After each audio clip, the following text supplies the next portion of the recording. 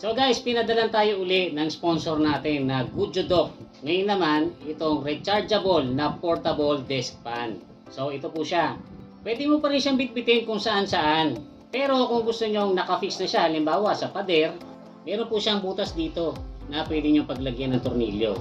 Kahit portable yan guys, malakas magbuga ng hangin yan kasi hanggang 2,300 RPM ang ikot na binibigay ng brushless motor niyan. Meron po yung 7 blades. Tapos makikita nyo yung design niya, no? Parang wind tunnel. Kaya yung hangin po niyan ay concentrated or nakafocus talaga.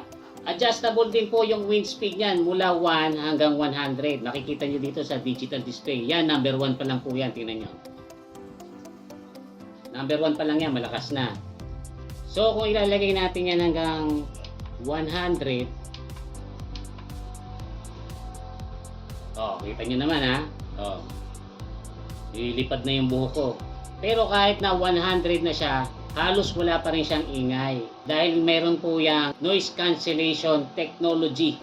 At dahil po yan ay tahimik magbigay ng hangin, ideal po yan kung halimbawa nag-aaral kayo or matutulog, hindi kayo may istorbo. Ang battery naman po nito ay may capacity na 4,000 mAh. Kaya pwede nyo itong magamit na hanggang 5 oras sa isang full charge. Tapos nakita nyo yung LED display niyan guys.